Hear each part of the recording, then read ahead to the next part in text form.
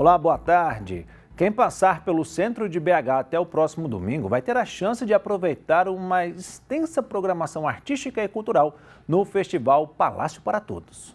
Um festival inédito que promove a cultura acessível e inclusiva na capital mineira, com protagonismo das pessoas com deficiência. É essa a proposta do evento realizado no Palácio das Artes pela Fundação Clóvis Salgado, por meio da Cefarte, Centro de Formação Artística e Tecnológica. Então, o Palco Aberto nessa edição agora de agosto vai receber o Festival Palácio para Todos, com várias atividades e atrações voltadas para o público PCD e também com artistas PCD, né? Abrindo nosso espaço ainda mais com atrações culturais, artísticas, oficinas, cinema, exposição, muitas atividades para todos poderem participar. O evento 100% gratuito é pensado para que todos os públicos possam aproveitar apresentações de dança, música e teatro, além de cinema e exposições de arte. O objetivo é que a acessibilidade, como tema central, mostre como a arte pode ser cada vez mais democrática. Ele foi pensado no sentido de promover a inclusão das pessoas com deficiência, uma vez que, além de ter pessoas com deficiência nos palcos, nas apresentações, a gente está trabalhando para que as pessoas com deficiência da plateia possam se sentir à vontade. Nós estamos prestando consultoria aqui, um grupo de pessoas, para que os espaços sejam acessíveis e que o Palácio das Artes possa receber essas pessoas com deficiência com tranquilidade, oferecendo total acessibilidade. Uma das principais paradas do Palácio para Todos é o Palco Aberto, que recebe grandes apresentações.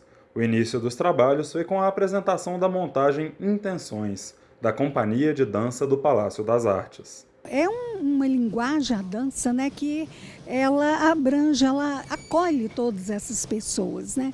É um lugar onde as pessoas vão se sentir incluídas, porque existe uma interação, existe um modo dos bailarinos chegarem nessa plateia com um cuidado bem especial.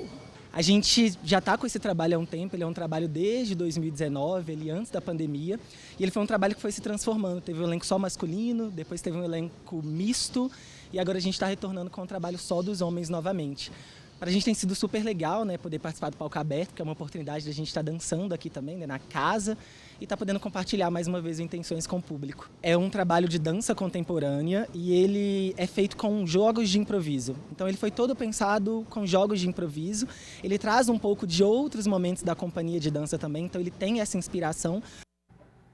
Amanhã a Catedral Cristo Rei recebe o 8º Encontro Estadual de Minas Gerais das Mães que Oram pelos Filhos. Neste ano o tema é Na Cruz, a Reconciliação. O momento especial de oração, espiritualidade e comunhão será a partir das 7 horas da manhã. O evento Mãe que Oram pelos Filhos tem por objetivo orientar e formar e direcionar a educação e o funcionamento de outros grupos de mães pelo Brasil e pelo mundo que querem orar pelos filhos. A Catedral Cristo Rei fica na Rua Campo Verde, 165, no bairro Juliana. E neste domingo será celebrada a congregação das Irmãs Auxiliares de Nossa Senhora da Piedade. As comemorações vão ocorrer no Recanto Monsenhor Domingos, que fica aos pés da Serra da Piedade, em Caeté. A cerimônia terá missa campal às 10 horas da manhã e lançamento da pedra fundamental do memorial dedicado ao servo de Deus. Esse espaço tem a finalidade de apresentar objetos, cartas, fotografias e documentos de Monsenhor Domingos Evangelista Pinheiro para fomentar a cultura e inspirar as pessoas com sua história de vida. O memorial é um dos requisitos no processo de beatificação e será aberto à visitação dos devotos. O horário eleitoral gratuito em rádio e TV começa na próxima sexta-feira. O Tribunal Regional Eleitoral já definiu a ordem dos programas e o tempo de cada candidato. A Fernanda Pontes está no TRE e tem os detalhes para a gente. Boa tarde, Fernanda. André, boa tarde para todo mundo que acompanha a gente agora. Pois é, no dia 6 de outubro, os eleitores vão às urnas escolher os seus candidatos nas eleições municipais. Mas antes desta data, existem outras que são aí estabelecidas pelo Tribunal Regional Eleitoral e uma delas é a de início de veiculação das propagandas eleitorais dos partidos que começam no dia 30 de agosto. O Pablo Aragão, ele é secretário de eleições aqui do TRMG, está do meu lado e vai contar para a gente, né, Pablo, o que é o horário eleitoral. Queria que você contasse um pouquinho para a gente. A legislação garante o acesso gratuito à rádio e à televisão para veiculação de propaganda eleitoral no período aí que vai do dia 30 de agosto ao dia 3 de outubro. Então, qual a importância dessa propaganda? A rádio e a televisão tem muita inserção entre o eleitorado. Então, os eleitores têm a condição de conhecer os candidatos e os candidatos têm também condições de usar esse poderoso veículo de comunicação, né, que é a rádio, que também é a televisão, para veicular sua propaganda eleitoral, fazer pedido de voto e apresentar a sua plataforma de campanha. Existem regras para os partidos, né, Pablo? Queria que você contasse para a gente um pouquinho o que eles têm que seguir aí para seguir a lei, né, dentro desse período. Existem regras. A primeira regra que a gente queria reportar aqui é que essa propaganda no rádio e na televisão ela estabelece uma cláusula de barreira. Então, nem todos os partidos, nem todas as coligações têm acesso. Então, os maiores partidos, aqueles com maior representação no Congresso, eles têm um tempo maior e existem também aqueles que não têm um período. Então, para essa eleição, a gente tem 10 partidos que não alcançaram essa cláusula. Um outro ponto é que, para a propaganda, a gente tem 2 tipos de propaganda. A gente tem a propaganda em bloco e a propaganda em sessão. A propaganda em bloco, ela acontece no rádio, no período da manhã, numa faixa de 7 a 7h10, depois de meio-dia a meio-dia e 10, e na TV, das 13 às 13h10 e de 20h30 a 20h40. E as inserções também no rádio e na televisão, que são aquelas propagandas menores de 30 ou 60 segundos que vão ao ar aí de 5 horas da manhã até a meia-noite, num período de 70 minutos, que é dividido aí entre prefeito e vereadores numa proporção de 60% e 40%. O que pode e o que não pode na propaganda eleitoral, né? Tem que seguir também umas regras para o que for veiculado, né, ao público. Candidatos e partidos políticos têm que ter muito cuidado com o conteúdo que veicula na propaganda no rádio e na televisão. Então, temos chamado muita atenção para, por exemplo, o uso abusivo dessa forma de propaganda para degradar a figura do oponente. Então, isso tudo gera muito problema no âmbito da propaganda. Uma questão específica agora para 2024 é o uso da inteligência artificial na propaganda no rádio e na televisão.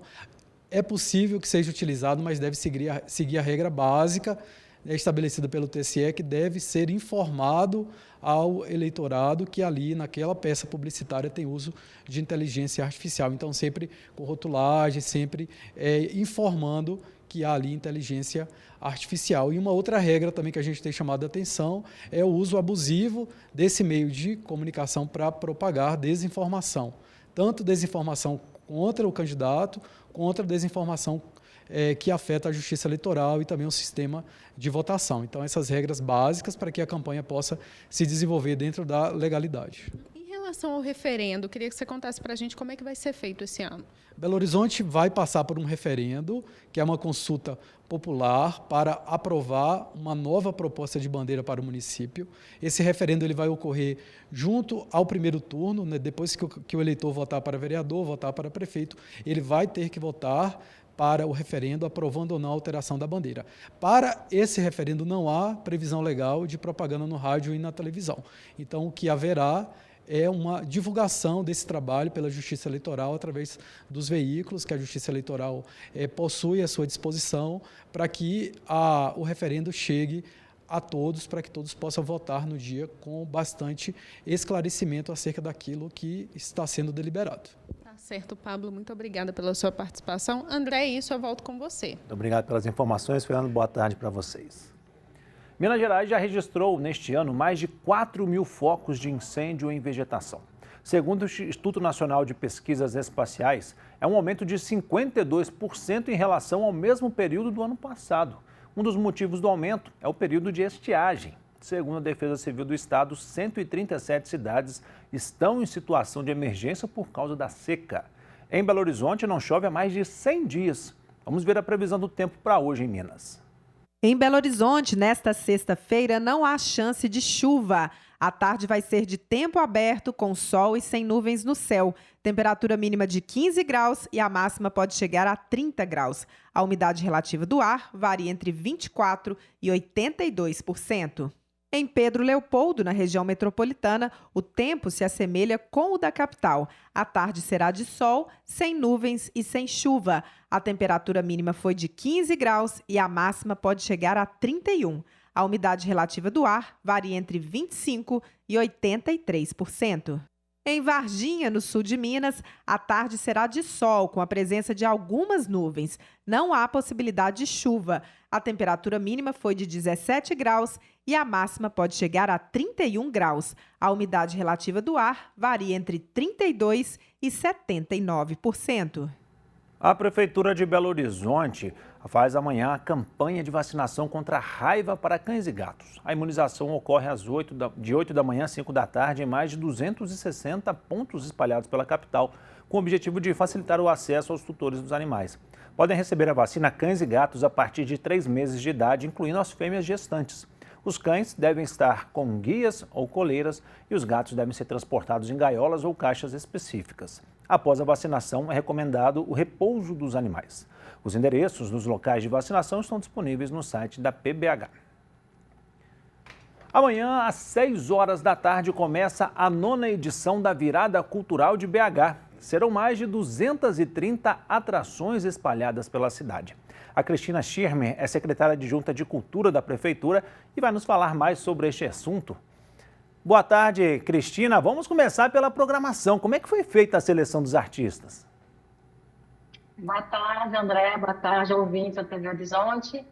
Então, André, a gente tem uma comissão, né, uma comissão organizadora, uma comissão artística que, junto com a sociedade civil e com a secretaria, faz a seleção de um edital de chamamento que a gente faz para toda a sociedade. Já foram mais de 800 artistas inscritos nesse edital para selecionar essas atrações.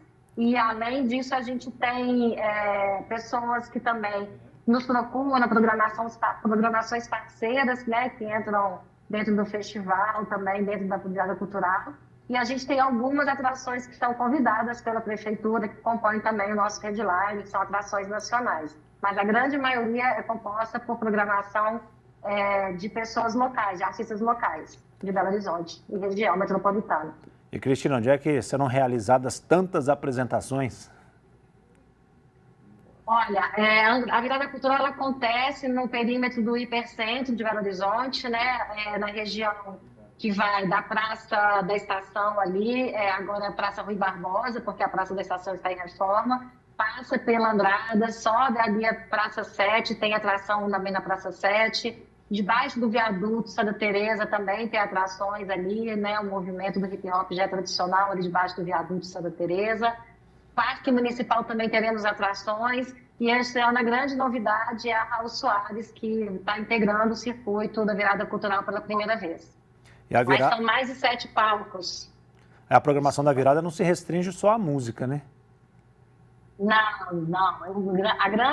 Acho que a Virada Cultural de Belo Horizonte ela tem essa importância porque ela não é uma virada só de shows, né? Não é só música, a gente tem grandes atrações também de artes cênicas, de projeção mapeada, de circo, de dança, de todas as áreas, todas as linguagens, né? É uma virada que realmente contempla multilinguagens, tem exposições, tem atrações para criança, tem oficinas, tem o famoso que já é do Ronimar, né? Então a gente tem na Cia Chateaubriand, então é uma virada que realmente traz uma diversidade para a família, para o público como um todo, né? Então a programação é 24 horas e ela tem todos os tipos de multilinguagens e perfis, né, para atingir atividades, ela tem uma diversidade muito grande de perfil para atingir a família e todos os tipos de pessoa. Começa neste sábado às 6 da tarde, vai até quando a Virada Cultural de 2024? A gente começa amanhã às 18 horas, né, todo o percurso, todos os palcos e vai até domingo 19 horas. E aí a gente tem uma programação que já está também divulgada nas nossas redes sociais, na rede social da Virada Cultural, do portal da Prefeitura. Quem quiser acessar já vai conseguir pegar toda a programação. E além da virada também tem um viradão gastronômico dentro da virada, que é um circuito de bares de gastronomia que é super importante também, né, para a virada, e vale a pena também as pessoas entrarem no percurso, no portal da Prefeitura e pegarem o circuito do viradão gastronômico dos bares que estão envolvidos na virada cultural. Tá certo, Cristina. Muito obrigado, viu, pelas informações. Uma ótima tarde para você. Obrigada a você, André. Obrigada. E termina na próxima terça-feira, dia 27, o prazo para as inscrições no FIES do segundo semestre. O cadastro deve ser feito exclusivamente pela internet por meio do site fiesseleçãoaluno.mec.gov.br. Podem se inscrever em processos seletivos do FIES candidatos que tenham participado do Enem a partir da edição de 2010, com uma nota superior a 450 pontos e que não zeraram a redação. Além disso, é necessária a renda familiar mensal bruta de até 3 salários mínimos por pessoa. O FIES tem como objetivo conceder financiamento a estudantes em cursos superiores.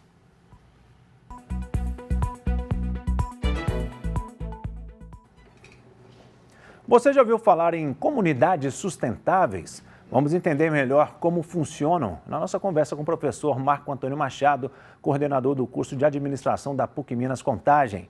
Boa tarde, Marco. O que são essas comunidades sustentáveis? É uma nova tendência? Boa tarde, André. Boa tarde a todos que nos acompanham.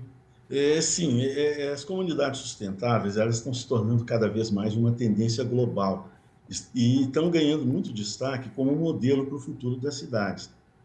Por que isso? Elas são projetadas para equilibrar crescimento econômico e social, mas levando em consideração os limites dos recursos naturais.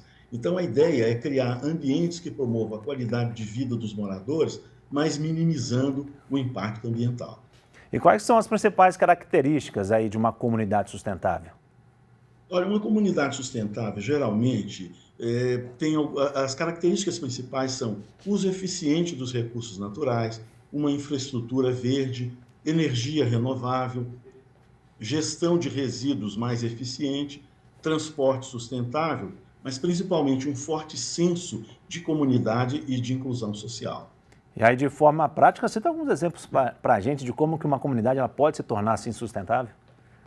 Olha só, nós temos alguns exemplos que são muito marcantes. Algumas práticas incluem, por exemplo, a construção de edifícios, que a gente chama de edifícios inteligentes, com eficiência energética e com todo esse aparato que nós comentamos, a implementação de programas de reciclagem, de compostagem, o uso do transporte público ou modos de transporte que não sejam motorizados, como a bicicleta, por exemplo, e o cultivo de alimentos totalmente orgânicos e através de hortas comunitárias. Essas são algumas das iniciativas que têm colocado em destaque as cidades como Curitiba, aqui no Brasil, Freiburg, na Alemanha, Copenhague, na Dinamarca, Vancouver, no Canadá, e Masdar City, nos Emirados Árabes Unidos. Elas têm algumas dessas características. E, Marco, cada um fazer a sua parte já é suficiente para uma sociedade mais equilibrada nos quesitos ambientais?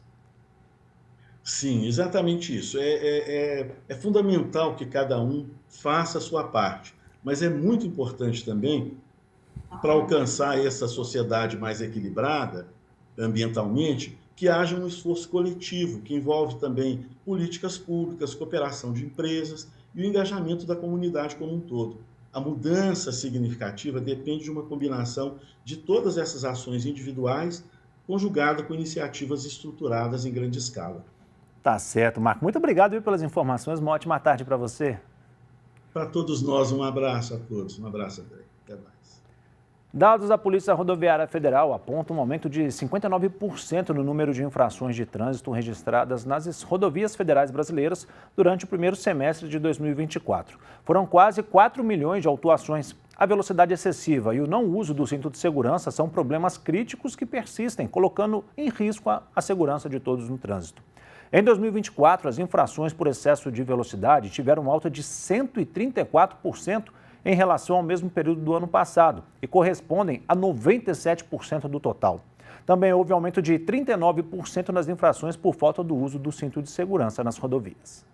Aponte a câmera do seu celular para o QR Code ali no cantinho para ter informações e se tornar um membro da família dos devotos de Nossa Senhora da Piedade. Essa família ajuda na manutenção dos projetos sociais da nossa arquidiocese, além de um dos principais patrimônios dos mineiros, que é o Santuário Basílica Nossa Senhora da Piedade. Nós estamos com 68% da meta de arrecadação para o mês de agosto, então a sua ajuda é muito importante. Você pode sugerir assuntos para a gente discutir no Horizonte Notícia pelo WhatsApp 31 996802910. E para rever reportagens que foram ao ar, acesse o nosso canal no YouTube, que é o @Horizonte Notícia TVH. Nós voltamos na segunda-feira, 12h30. Tenha um ótimo fim de semana, fique com Deus e até lá.